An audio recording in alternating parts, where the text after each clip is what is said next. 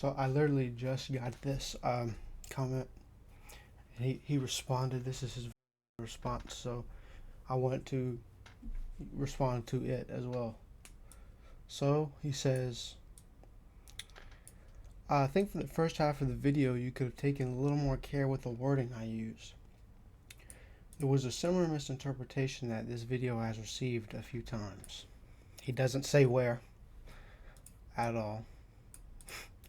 I mean, a little more care. I mean, I really spent a long I spent a long time. I went on this Google Doc.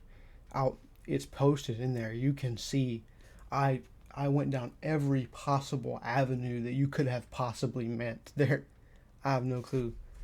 Anyways, this video was made in particular as a rebuttal against Alex's argument. Not by He says this a lot as like a defense because people are poking holes and what he says makes no sense. And instead of defending himself, actually he just keeps throwing this in there. I'm not actually saying no.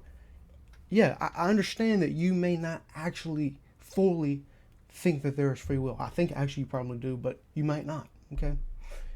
Still, the holes you think you're poking, whatever you think you're doing against Alex's argument, as I have laid out very clearly and thoroughly, and you won't respond to, it doesn't work. It doesn't matter if you're saying, I'm not saying that you should believe in free will. Okay, you might not have. I don't care. I don't care. But all I was saying is that the chain of desires which Alex uses to debunk free will is not just invalid, but likely impossible. Again, he never says anything about an infinite chain of desires. We would agree that there's not like an infinite number of things. That's impossible. He would have never said that. That was of your creation. It would just, if he does believe in maximizing your pleasure, for I don't know how many times I said this, it would just come to an explanation behind why people want to get, because it's not maximizing pleasure. I had a very thorough thing of this too. It's not, I don't think we can call it maximizing our pleasure, but there is some sort of reward or pleasure or something behind the actions you take because of that, what we have evolved to do. So our current desires are not explained by an endless desire chain. When this is of your creation, this is a point I made in my video. Humans aren't capable of this, and if there is even a possibility that our desires culminate in an ultimate desire, we should. If there's even the possibility that that you would say our actions culminate in an ultimate desire. Quit saying desires to desire to. It's just like, God, dude, you do not understand anything. But we'll just go with it that our desires culminate in an ultimate desire. We should. No. See, if our desires, if let's take it for what he just said, okay? Even though it's actually actions and desire. If our desires culminated in an ultimate desire, we would be accepting Alex's argument, because that would mean everything we do, everything we desire has to do with pleasure, or we could say survival and reproduction. Okay, that would be the ultimate desire, and that means we would be accepting Alex's argument. Just because you say that there's an ultimate desire, he could probably agree with that if you said it was that. You're the one that is making this up, saying that he thinks that there's an infinite. He doesn't. He never says anything about an infinite. You're the one that's going, oh, it seems as though there's an infinite chain. No, all he said is, if there's an action that you think you're doing because of some other reason other than you want to do it, what he is saying there, all he was doing in that moment was trying to prove the point that everything you do is because you want to do it, and you agree with that. So the real problem is that there does seem to be, let me make sure that is my mic on? It is. I was panicking there for a second. I've done that so many times. The real problem is that there does seem to be an external causal chain that precedes our desires. And Alex later goes on to put forward a much stronger argument that if our choices and desires are externally caused, they are not free. And if not externally caused, then random also, if it's random, it's also not free. I guess that's what he means. Though this is from other vids of his. Oh, so he does know that. Yeah, okay. Maybe I mean, I was asking that in another video. Like, does he know about Alex's position that he also believes in random events? So the real problem is that there does seem, okay, is this him like conceding something to us? Like, yeah, the real problem for my argument is that there does seem an external.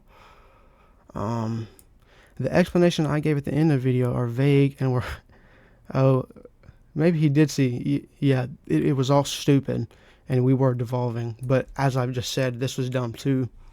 I think you could have a good eye for philosophy.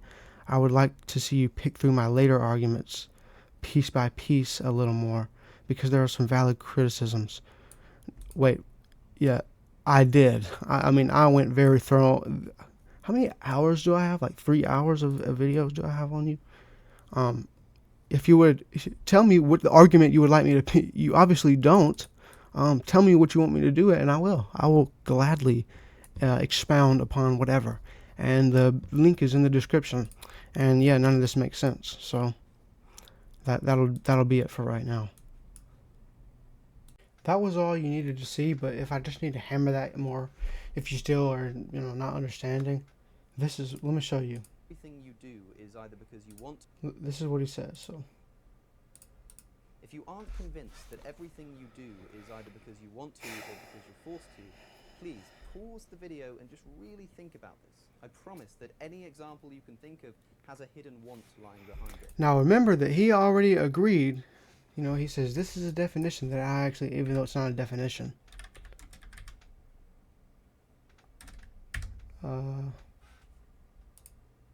This is a definition that I do believe that everything you choose to do is either because you want to do it or because you're forced to do it.